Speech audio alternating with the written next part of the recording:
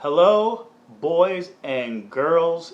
You are listening and watching a very tired Peter ROH Best in the World review. Now, a year ago, almost to the day, if not today, I think I checked my time hop, and some tweets came up of what I made today last year, and they were of ROH's first ever pay per view, not pay per view, but pay per view, and it was called Best in the World. I'd never ever seen an ROH match before. I'd never seen anything of ROH. I knew nothing about its wrestlers at that time, and I kind of begrudgingly watched it. I was like kicking and screaming. Thanks to Jake from Peter and Jake Talks Wrestling, my co-host. He had been showing me some clips of a couple of guys, Young Bucks, AJ Styles. He showed me who the Bullet Club was. He showed me some PWG stuff. Found out who ACH was. Cedric Alexander, who's from here in North Carolina, Greensboro, Charlotte area. And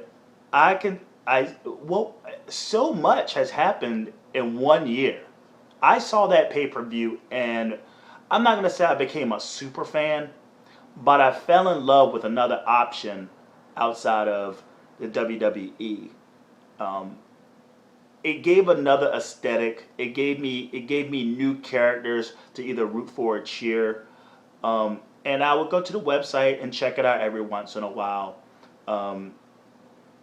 That's so much wrestling now that you really gotta be unemployed, or you just cut out a lot of free time, because between say ROH, New Japan, TNA, Lucha Underground, WWE, it's like you have to really free up some time or quit your job in order to continue to watch this. Now, again, I'm not the most loyal. I think I'm the most loyal to the WWE because that's what I'm more used to. You know, say NWA, WCW, WWF, WWE, and you look at the independent scene that is New Japan and is ROH, that is TNA. Slowly but surely getting into it, but not so much TNA. And I apologize. I just can't. I've tried to watch TNA before, and it just didn't work for me. So I know I don't have to really worry about that. But you say the WWE, they got enough content on their own. Say if you're a NXT fan, or Raw and SmackDown and Superstars. I'm not sure if Main Event is still going on, or is that something for the network. But it's really overload. But I became really interested in ROH. And seriously, to the day, my first ever ROH was Best in the World. It was right soon after the pipe bomb by CM Punk, and he started running with the Best in the World, and then they come up with this pay-per-view Best in the World. I don't know if they named it that. I don't know if he dropped the name on some, like, let me give my boys some shine. I kind of feel like he did, but they went with it, and it's almost like their WrestleMania. And plus, being that it's on pay-per-view, you know, it's really refreshing to know that there's larger than life pay-per-views to watch and to see compelling stories and payoffs. Last year, things that I remember the most was the debut of Frankie and Kazarian, which are now called The Addiction. I forgot who they went up against, but they lost. They're now the World Tag Team. They're now the World ROH Champions of the world. The debut of Moose. I saw Matt Hardy almost get killed, and those are the things that stood out at a really ridiculous ladder bump. I'm trying to think. Michael Elgin, he became the ROH champion. He cut off the mullet, and he became the champion. And you fast forward a year later, and it's amazing the difference a year makes. I think even Red Dragon was the ROH champs, tag team champs. Was it anything else? I think Jay Lethal was Jay Lethal. I don't know if I've caught that or what, but nevertheless, what a difference a year makes. A difference, and you think it you think as a wrestling fan things go pretty slow because you week to week you're trying to keep up with different storylines and different characters and progress and digress and who gets injured, who gets fired, what's going on with certain promotions and so on and so forth. It seems like everything goes pretty slow and there's not a lot of progress, but in fact there is. Now look at what the ROH, their first ever pay-per-view, 1 year, and all the people who were on top, who were champions, who were debuting, and who we are now, it just goes to show. And with this lineup that I'm about to go over, and who wins and who loses, to where, man, again, a difference, a day makes, a year makes a difference. So I don't want to sound like a fraud giving you an ROH review. I watch the show. But I feel like if I do watch ROH and not give reviews on it, it's because I don't want to work any further than watching it. With the WWE,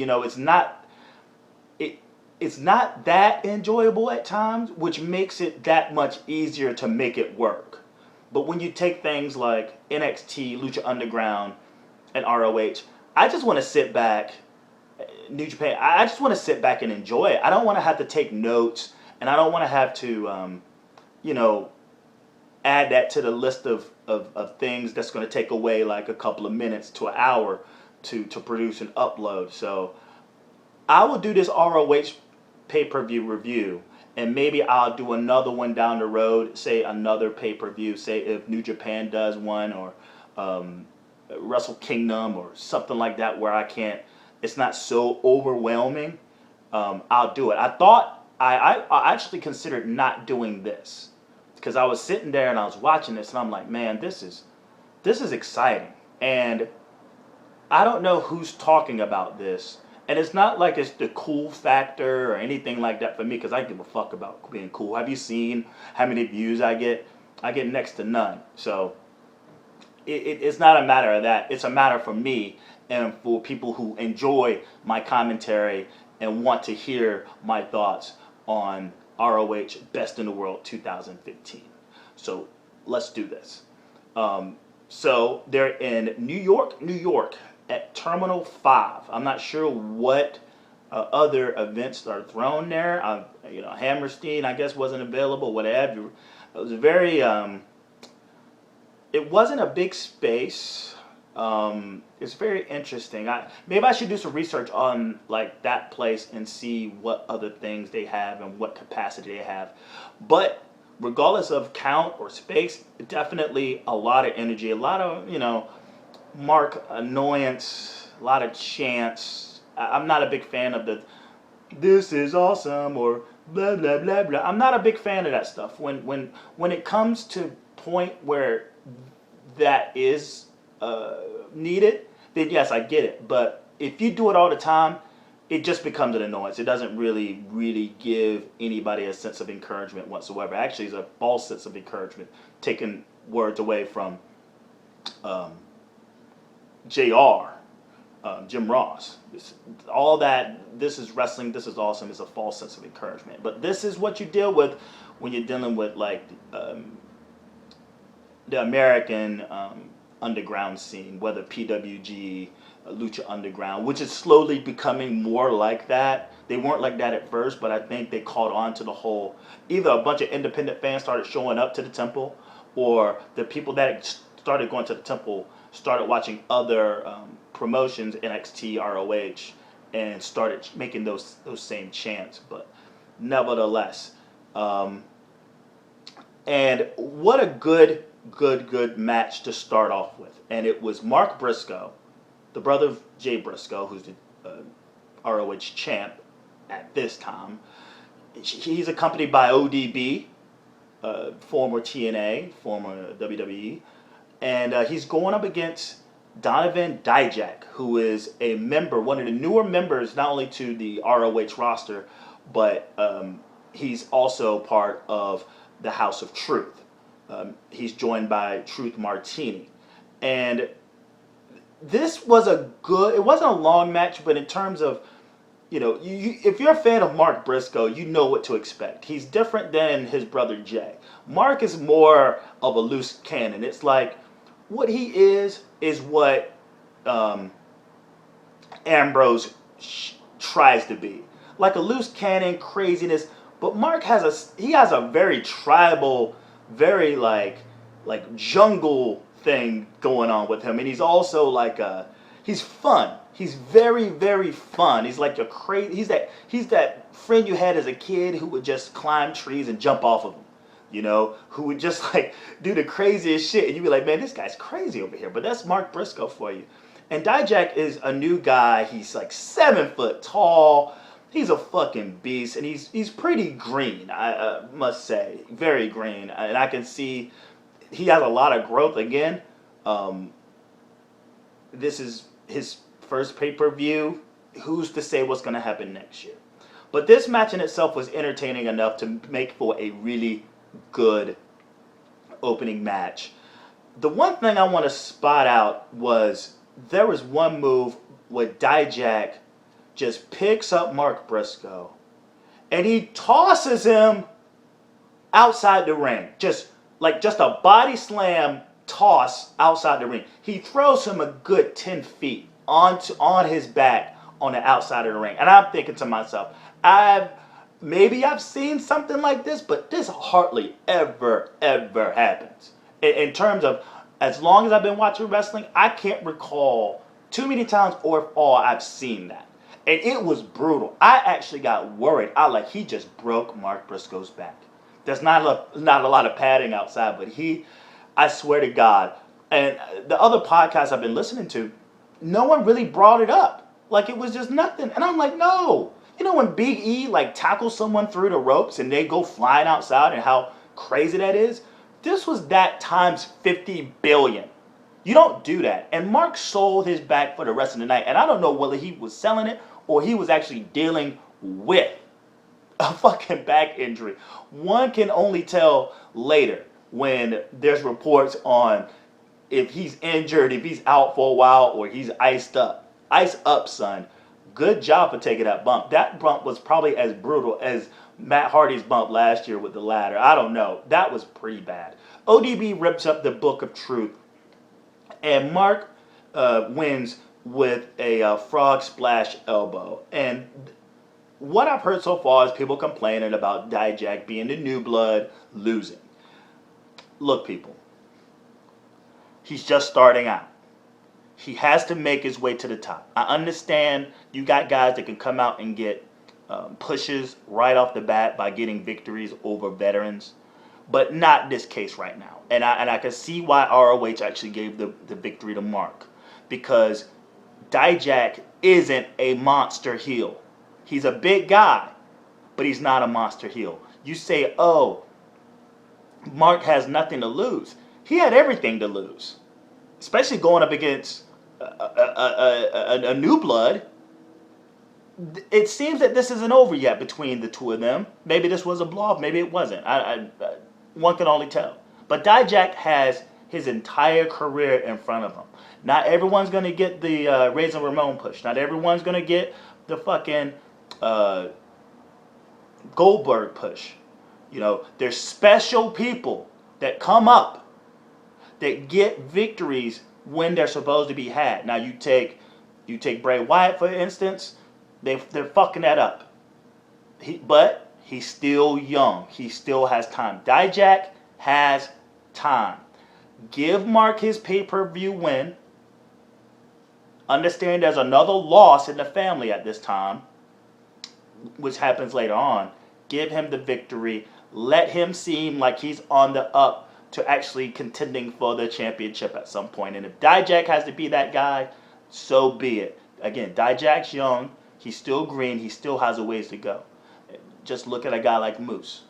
That's all I'm saying. He has a lot of time to progress, but until they get to the next ROH best in the world. Up next, you have the Decade, which is B.J. Whitmer and Adam Page, with Colby Corina as their whipping boy, against ACH and Matt Sydal. This is another really decent enough match. Even with the Decade, BJ Whitmer, I'm not a fan at all. I'm sorry. He's like just a guy when his matches come on, I'm watching online, I just skip them. But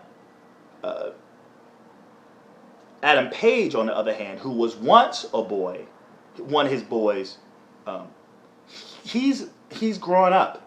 He's maturing. His character's developing. And I think if you do watch the ROH brand, he's a very intriguing character.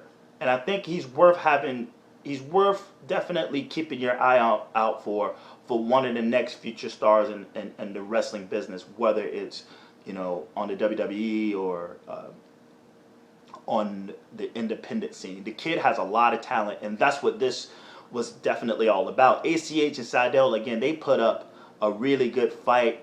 I mean, it wasn't super spot fest-y, really, but it was enough to keep your interest alive. You look at a guy like Matt Sydal, you look at a guy like ACH, and yes, they're still young. I think Sydal definitely, because of his run in the WWE as a, what the hell was it, Matt, whatever the fuck his name was, he could bring that weight down to the independent scene and be a bigger star. But for some reason, he's riding. They have him riding this wave where he's sort of a big deal, but he's losing matches, kinda. And as a second match again, he actually takes the pin. Page hits the rite of passage after Corina involvement.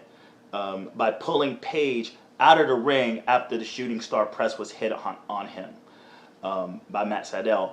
And he catches the rite of passage, and the Decade get the victory. Now, you hear from the crowd that no one really likes BJ Whitmer. It's good to know that I'm not the only one. There's just something about him that just doesn't work. But again, Adam Page, I'm happy for Adam Page. ACH, Matt Sydal, he got the pin. ACH didn't get the pin. So we'll see, being it was such a screwy finish, where they move on. But again, Adam Page, I'm not saying he's like the future of professional wrestling. I'm just saying keep an eye on him, because he's definitely has potential. He has talent, and he has a good look. So who's to say he's not going to rise up, even though the WWE just fucked up the relationship. Well, no, ROH just fucked up the relationship with the WWE. We'll see if they start bringing up more guys from ROH or what. One can only tell. We got Dalton Castle versus the last real man in Silas Young. And I guess this feud is from the fact that Dalton Castle is a bit of a girly man, and Silas Young is the last real man. Dalton Castle, he's come up on the indie scene. He's taken the indie scene by storm. He's from a Roman Greco background.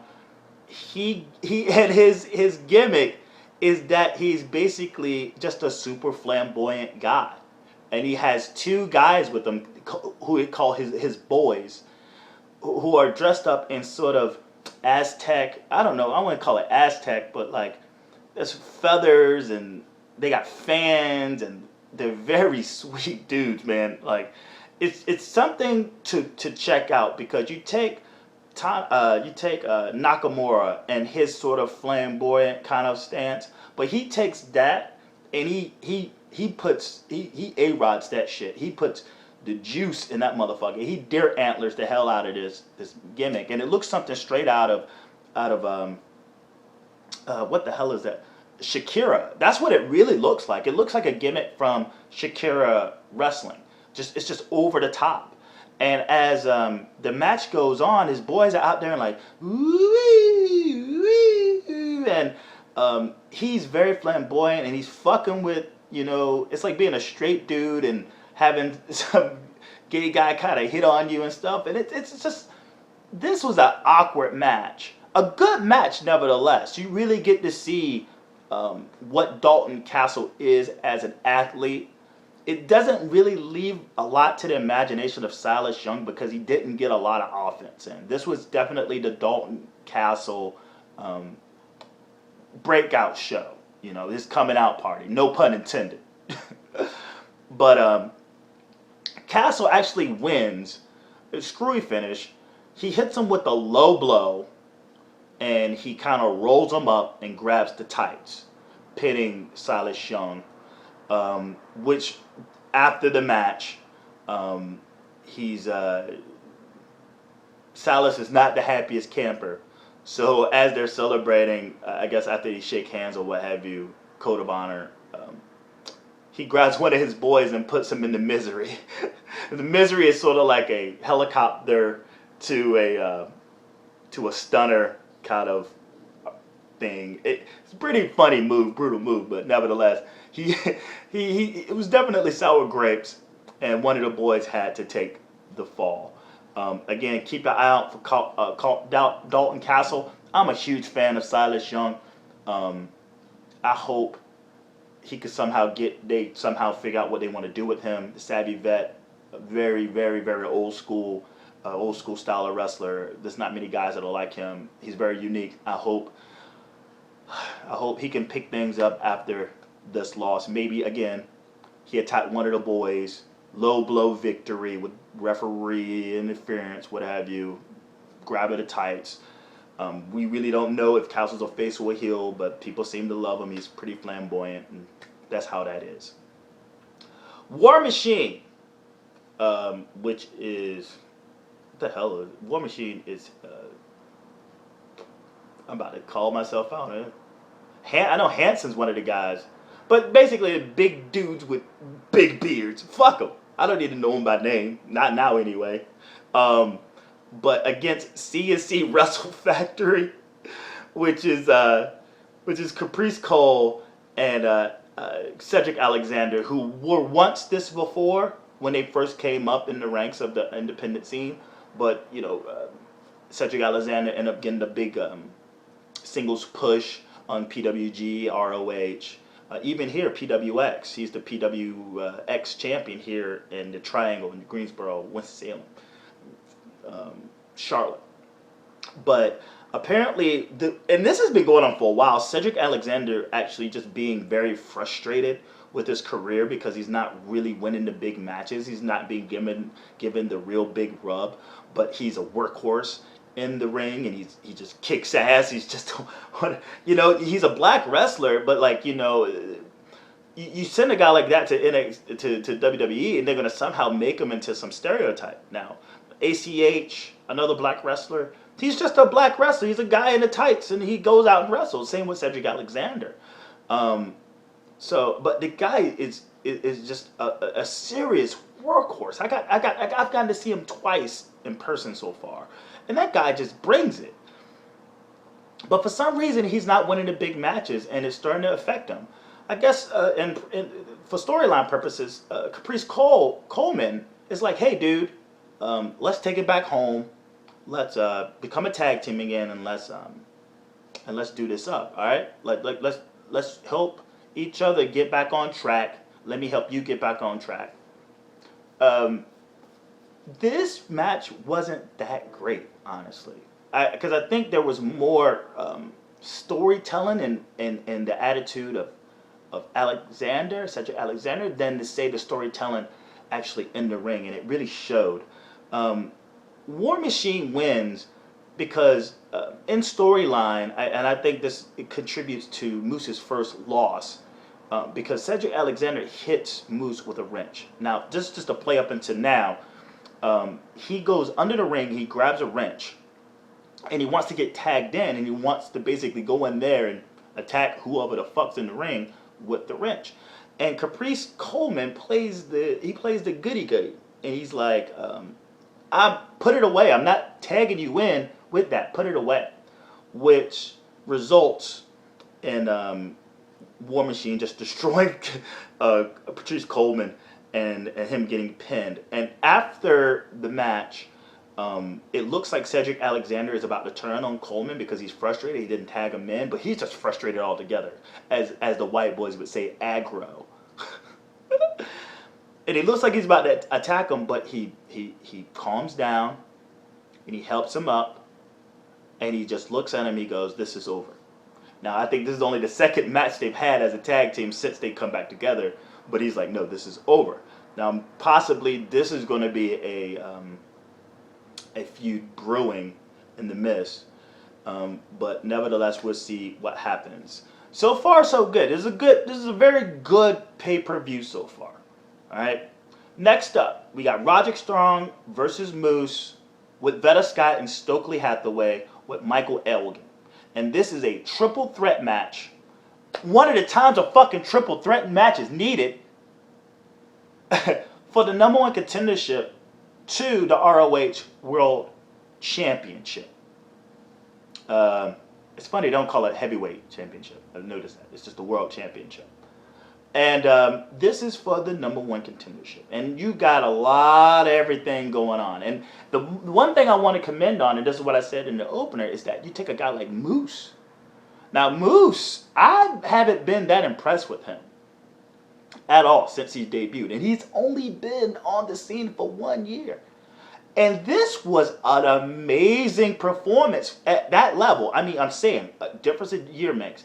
He went into that triple threat and he did the damn thing. Not taking anything from him. When he signed the Global Force, I was just like, man, big whoop.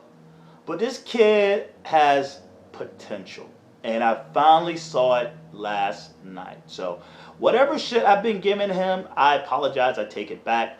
Moose has a bright future if he continues to improve as much as he's had over the past year. Say 5 years from now. Ain't no telling where this kid's going to be. I just say.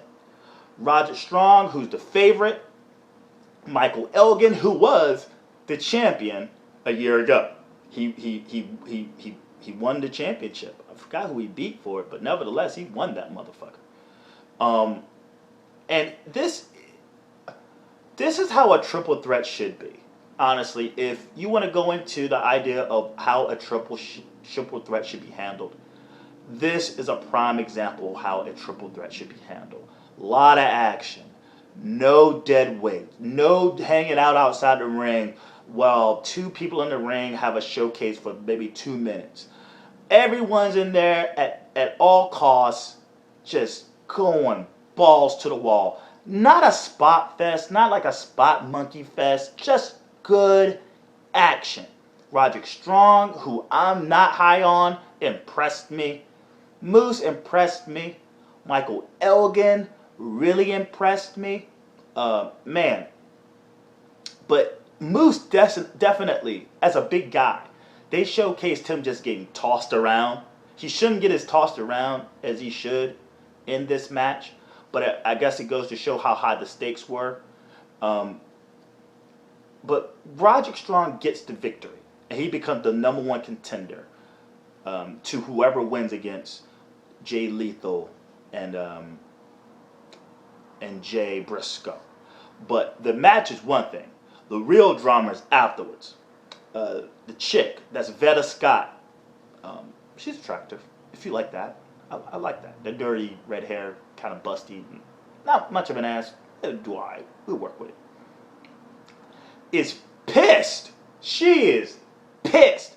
Because she's been pissed since he lost to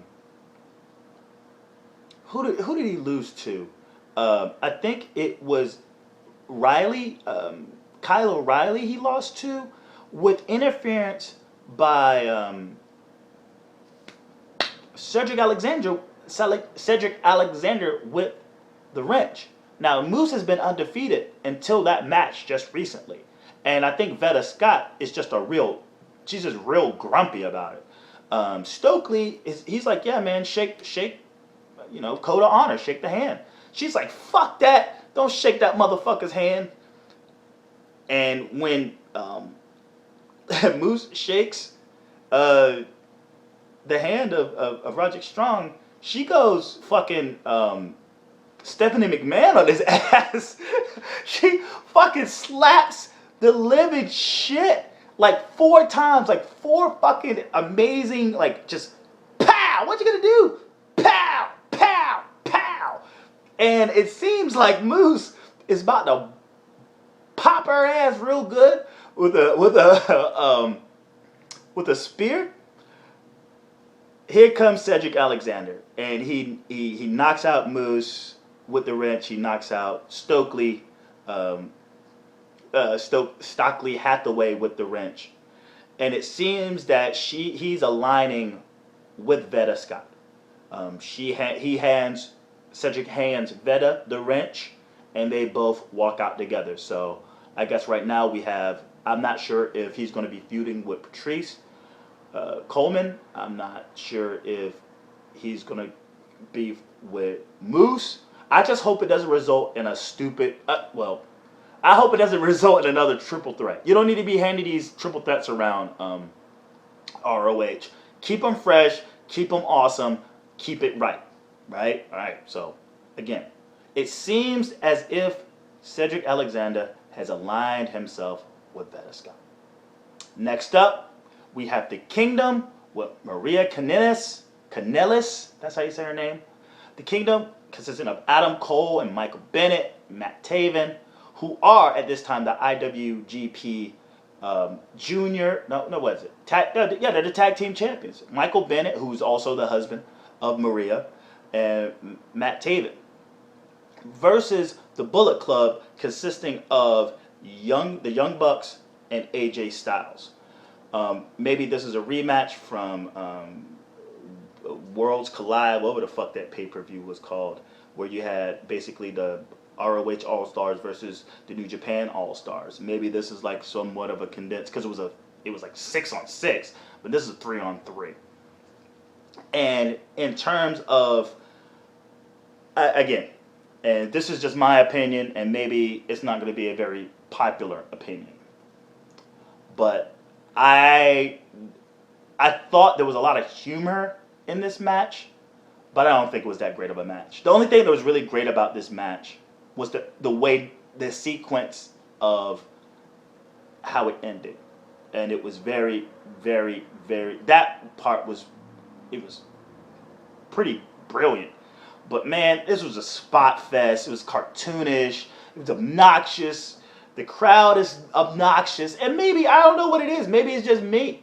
I know people who just loves that kind of stupid chanting and just spot fest after spot fest and all that stuff. I like my matches to look like a real fight, like to a certain extent. I want it to look like a real fight. I don't want it to look like a ballerina display. I don't want it to look like the gymnastics. I want, but like just over the top. Like there's no, to me, I just can't connect to it. I can't at all. And that's what this match was. And okay. I watched it. It's not like I turned from it. I watched it for what it was, and it delivered on what it wanted to deliver to the fans who were going nuts over all of these big spots and crazy combos and super kicks and things of that nature. And plus, it was the intro of the night. Like, it's the longest intro out of all the fucking all this combined. Like, they milked it. The Kingdom milked that time, and maybe they were told to do that. The Bullet Club, they milked all that intro time, and then when they finally get in the ring, it takes at least 10 minutes to go into the fucking match. Like, I'm exaggerating, but like 6-7 minutes to finally bell ring and everyone just starts fucking going at it. But and then there's a part where the Bullet Club, I think Maria gets involved. I think she like slaps one of one of the Young Bucks, and they give her a super triple kick. One foot came down on her head, the other two came straight to her face, and they knocked her the fuck out. Again, if you're not a fan of women getting hit by men, do yourself a favor and not watch this match because this will highly upset you. If you understand that wrestling and when women are involved and they get hit and you see it as part of the show, then you will probably got a good chuckle out of it. It wasn't malicious. It was just like, hey, back to your corner. And I imagine there's mixed reviews on that. I have to go to the Twitters to find out what people really actually thought of that. And then we get, this is wrestling chants. And I go, no, this is not wrestling. That's not wrestling. And I don't give a fuck what anyone says. Again, I'm not here for popularity points. I'm here to just give you a review and then give my opinions on how I feel about this. That is not wrestling. That is just a bunch of craziness. Wrestling was the main event. That was wrestling. And the Bullet Club, Young Bucks, AJ Styles wins with a combination of the Styles Clash after an Indie Taker, and the Bullet Club gets the victory. And I find it weird that an ROH event is basically overpowered by Bullet Club fans. And it was the same at the Worlds Collide, whatever the hell it was called, that last pay-per-view where they did the All-Stars against All-Stars. It was pro New Japan. It was pro Bullet Club, if anything. And I'm not the biggest I could care less about the Bullet Club. But for some reason, these guys are super over to these like really super snarky, schmarky guys. And those were the guys that were in the arena cheering for them. If I would have been in an arena, I'd have been like, yo, man, I'm in an ROH show, you know? Let me show the fucking Kingdom some love. Because there are no pushovers. You got two of them are the fucking New Japan champs. So they represent more of New Japan than they do ROH. You can cheer for them just as much. But I digress. I fucking digress.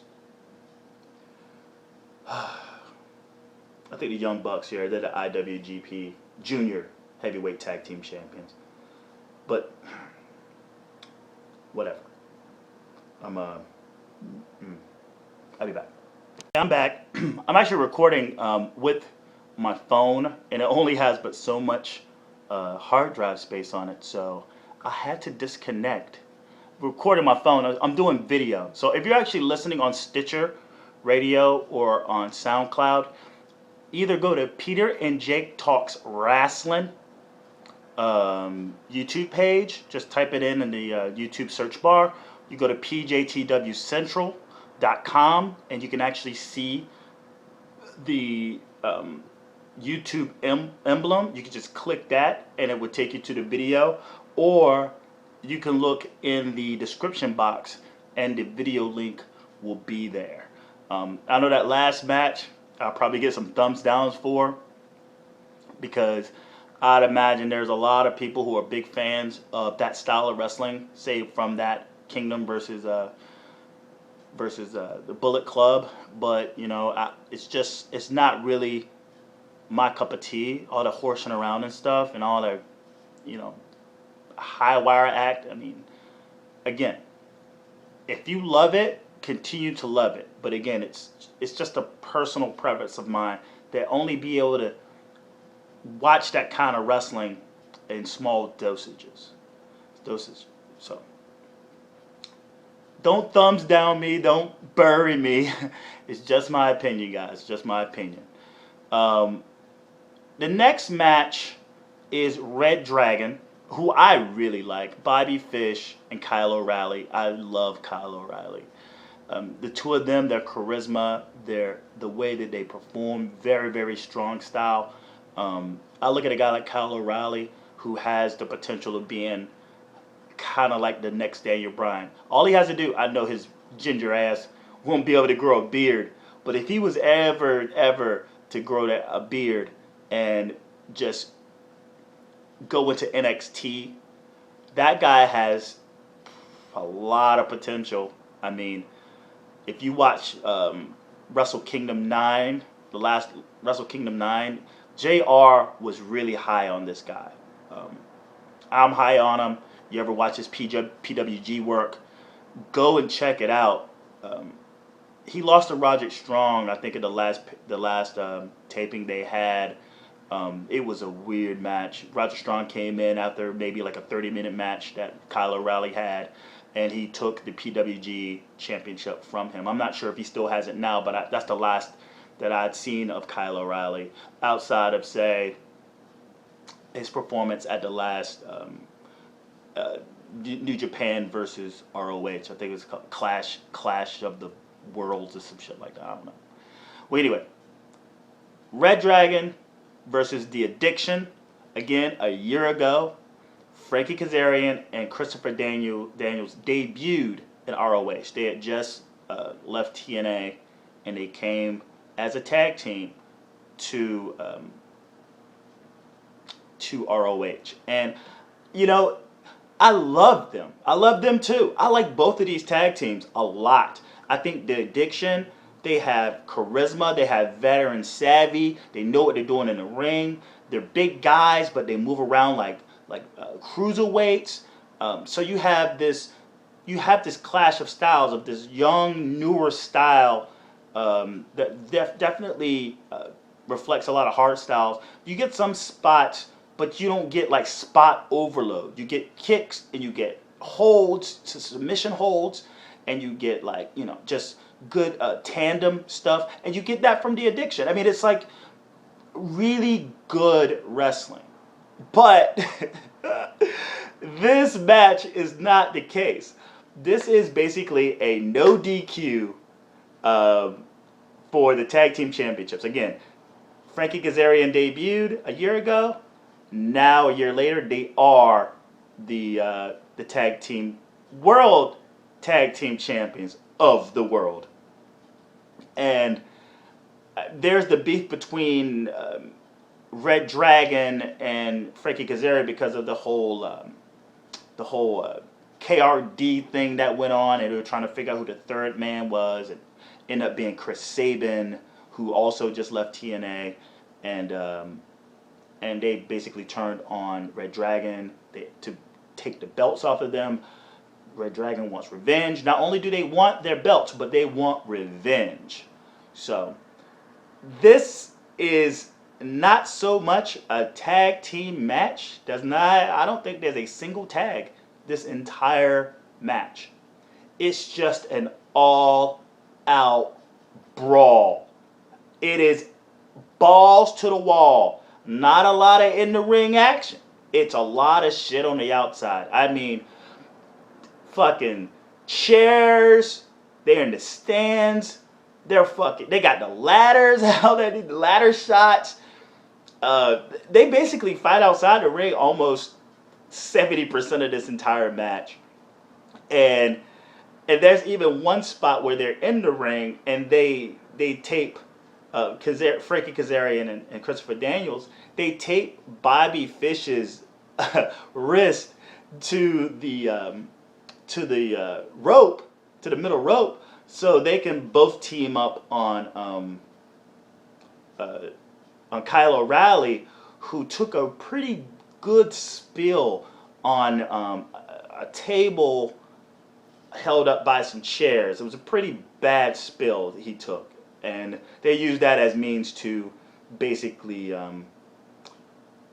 keep beating the shit out of Kyle O'Reilly. If you like a good old-fashioned slobber knocker of like a brawl, this is definitely for you. We go from Spot Fest to Brawl Fest in a matter of seconds. I mean, it was chaos, but not spot chaos, but just pure chaos, hardcore match. The only thing was missing was blood. That was the only thing missing from this match, just a little bit of color. But when Bobby Fish breaks free, they go on they're going like a house of fire, and I think they pin Daniels after their dynamic duo move, And Chris Sabin shows up and snatches the ref outside the ring, which leads to a low blow um, to Bobby Fish, which leads to Celebrity Rehab, which is uh, the Addiction's double move finisher, and the Addiction win. It seems like this will be unfinished business because of the low blow, because of the Chris Sabin um, involvement. But maybe the next time they fight won't be for the belts as much as they just want the win. If they win, I imagine they'll get like a title shot. I guess right now in the midst is War Machine, but I would like to see these guys in a standard match. I think the no DQ element really took away from the technical aspect that both of these tag teams have, but they did prove in this match that they can actually go out there and just brawl it out and make it super entertaining. They are sore as fuck. I guarantee you that. They icing the fuck up after this, because this was something that was, you look at these guys like, man, they really put their bodies on the line. And this is definitely a match to express that. And we get to a main event, and I will just say this outright. This right here, in terms of the way wrestling is now, say what's happening in the WWE, what's happening in ROH, what's happening in New Japan, what's happening. If you want to see a fucking great match, now you talk about Cena versus Owens part 1 and 2, you can sing from the fucking mountaintop how great that fucking match was. I don't speak in definitives. I don't go what was better or what was this or what was that, like better this, better that, best ever. I don't do that type of shit. But if you love that John Cena match versus Kevin Owens, both of them, and you say the second one is the better of the two, that's all arbitrary. I think both the matches stood alone. This match right here, this is a fucking main event. This is a main event world championship level match. From start to fucking finish. You got the drama, let alone the intro to this ROH pay-per-view. It's the two of them in black and white screen just talking to each other like, I hate you. You didn't make the belt made you. Blah, blah, blah, blah, blah. Like, it's so intense, this intro. And it only goes into this match. And, dude, you're talking over the past 5 years, I've seen my share of great matches. Shawn Michaels, Undertaker, 1 and 2. I've seen Cena versus Lesnar. I've seen the triple threat with Cena, Lesnar, and Rollins. I've seen Cesaro versus Sami Zayn. I've seen all those matches. I've seen the Fatal 4-Way with the women's division and the NXT TakeOver. I think this was the second one. Great match. I've seen, what have I seen? Jesus, I've seen some really spot-on matches. But I don't think there's a match I've seen yet, this over the past 5 years, and moving forward. You take the Cena match, it was great. Cena Owens. This is one for the books, man. And you go down this entire roster, and there's so many different things. But for the most part, the things that all of these things have in common, say outside of Dalton Castle and Silas Young, and maybe even War Machine versus CNC Wrestle Factory, you get all these spots and all these brawls and all this fucking horsing around and playing around and jumping around. This is just a fucking clinic of technical wrestling, storytelling, psychology, and athleticism, all in one. There's only one real big spot, which was like this, the Jay Driller outside off the apron onto a table. Other than that, this is just wrestling. Now, these motherfucking kids want to scream, "This is wrestling," during that fucking spot fest. That was the Young Bucks and, well, the Bullet Club versus the Kingdom. This is a fucking wrestling match. If you ain't seen this yet, you gotta go see it. If you're not a someone, if you like the spots and stuff, maybe this match isn't for you. But a guy like me, who really enjoys just a straight up good story, you can get raw emotion, you get athleticism, you get great technical presence, and you get just this. There was no buffoonery from the crowd. I think the crowd was just into this fucking match, and it didn't go too long, and it wasn't so short. My God, please, show this to your friends, show this to your mama, show this shit to your girlfriend, or show it to your boyfriend, show this shit to your boss. It's like, yo, you want to see why I love wrestling? This is why I love wrestling. J&J, not J&J Security, Jay Briscoe, Jay Lethal. Jay Lethal got fucking Dijak and Jay Diesel by his side, House of Truth. It's belt for belt. Fucking Jay Lethal is the he's the TV champion. Briscoe is the heavyweight champion. They've been at it for a while. We finally get this match. Nigel McGuinness comes out on commentary. You got both the Briscoe family, mom and dad in the crowd. You got the Lethal dad and mom in the crowd. Truth Martini's out there. He has a new book of truth with him because the first one got destroyed by ODB right from the jump. I think Dijak tried to grabs Jay Lethal's, not Jay Lethal, sorry, Jay Briscoe's foot. The fucking referee throws them out immediately. So no hijinks, none of this screwy finish, no nothing. This is bare bone. We're gonna get a champ. We're gonna get a real champion tonight. You know, there's been a lot of, say, between the fucking, oh man, what is it? Between the War Machine and the Dalton Castle and shit like that, you know, the screwy finish, what have you. No screwy finish here, buddy. We're going to get one of the best wrestling displays you've ever seen in your fucking life. And then there's a point where McGuinness, I think Truth tries to interfere. And McGuinness is like, fuck this. I'll take this. Because he books the match. And I'm taking this to my own hands. Truth, you get the fuck out of here. So you're left with fucking Jay Lethal and Jay Briscoe in there just giving the performance of their life. And maybe I'm putting this match more over than I have, and it's so exciting. But if you watch wrestling today, you could be a little jaded. And it's just good to see a type of match like this go down.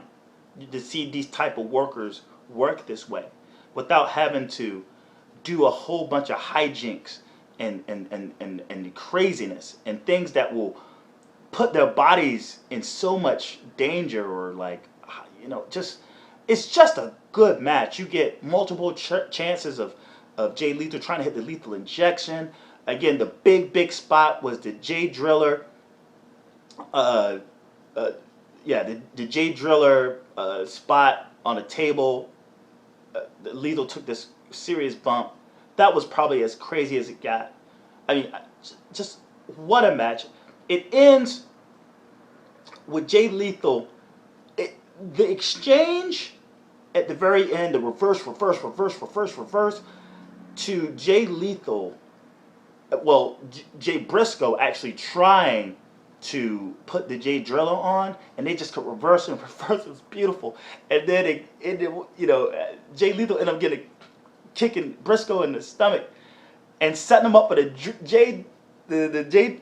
It's hard to say that phrase. But anyway, he hits that shit, and you just see it's over. You just see it's over. He points to the ring. It's time for the lethal injection. He hits the lethal injection. He gets a 1, 2, 3, he gets the pin. We have ourselves a new ROH champion. And the raw emotion that comes out when Truth Martini comes out and he's giving him the belt, he has both belts, and the confetti starts coming down, the streamers are flying, he lifts up both belts, and it's like he that was his Daniel Bryan moment at WrestleMania 31, like that was a championship match. And you look at a guy like Jay Lethal, and I only know bits and pieces of his career, but he's been at it for quite some time. And he went to TNA and he tried to do the Black Machismo thing, which is the Macho Man tribute sort of gimmick that he had. And he kind of left floundering. He goes to ROH. He works his ass off. He gets the TV belt. He makes that TV belt just as relevant with his charisma, his hard work, the gimmick he had, the House of Truth. Just a credible wrestler. And to see him climb the mountaintop on the indie scene, just to see him climb the mountaintop, it's if you're a wrestling fan, you are giving this a standing ovation, because it's hard for wrestlers to get over nowadays, especially when the WWE is basically calling the shots of who gets pushes and who doesn't get pushes. You got the color factor in there. You got guys who are on top who don't want to get off top, and there's not a lot of room. And to see a guy from several years now, he's been in business like 12, 15 years, and to finally see all that hard work pay off, you just stand up and you applaud. After such an amazing match, they do the code of honor at the end. Jay Briscoe shakes the hand of Jay Lethal, and they're left in. He walks off. They're left in the ring, and that's how ROH Best in the World 2015 ends.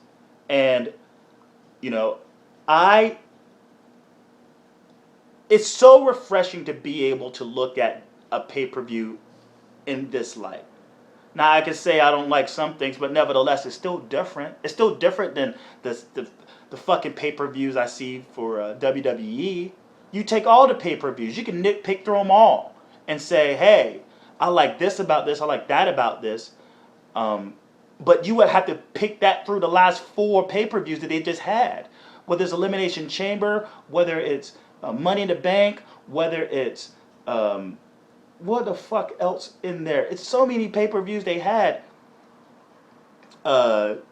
Extreme Rules or something? Well, anyway, and you can nitpick through all of those and make the perfect card. This was a great card, great, refreshing, new feelings and new emotions and new characters and new storylines and new programs. If you're not a fan of professional of independent wrestling, just like I was a year ago, I became a fan of ROH because of this pay-per-view from last year. And this year is kept me a fan. It reminded me why I watch everything else other than the WWE. Because it's refreshing, it's nice, it's a breath of fresh air when it comes down. And hats off to New Japan, and hats off to Lucha Underground. And you know what? Even though it's a WWE product, hats off to NXT, because they are bringing out some really good talent with just something refreshing. Big Show, Kane, Randy Orton, John Cena. We've seen that. We've seen it. And you know what? They're good. But to a certain extent, it's time for a new approach. It's time for newer guys to shine. And I'm not shine in terms of they have to be on top, but they just have to be noticed. And guys like Jay Briscoe and Jay Lethal, guys like Chris Sabin, guys like Bobby Fish and Kyle O'Reilly, guys like fucking Adam Cole and Michael Bennett and Matt Taven, guys like Moose, and Roderick Strong, and Michael Elgin, and Cedric Alexander, Caprice Coleman, Silas Young, Dalton Castle, Adam Page, ACH, Mark Briscoe, Donovan Dijak. You know, these guys, they're so young, and I just can't wait to see what happens for them 5, 10 years from now. They're all in their 20s. Some of them in their 30s, loose, early 30s. But man, these guys are babies. They got their entire careers ahead of them. And you want to talk about a showcase of that. This is definitely the pay-per-view for that. I know I've gone for like an hour talking about this, and I apologize. I thought I wasn't going to do that well in terms of a review of this. I think I did pretty well. Hit that button below. Subscribe. If you're listening on SoundCloud, subscribe to the SoundCloud. Follow me on Instagram, Twitter, and Snapchat. Ellen Japanese, LINJAPANESE. PJTW Central is my wrestling account on Twitter. PJTWCentral.com is where you can actually go and click either YouTube, Stitcher, if you have a Tumblr account, and SoundCloud, and you will go to each individual vehicle's archives. Peter and Jake Talks Wrestling every Wednesday. We review Monday Night Raw and talk about other wrestling-related topics. Peter Talks SmackDown, Peter's Raw Recap. Go back and listen to Faster Than the World. That was Jake. His archives are here. He's moved on to SoundCloud / JG Pro Wrestling. Faster Than the World podcast, NXT reviews are there now, but you can find the archives through PJTW Central.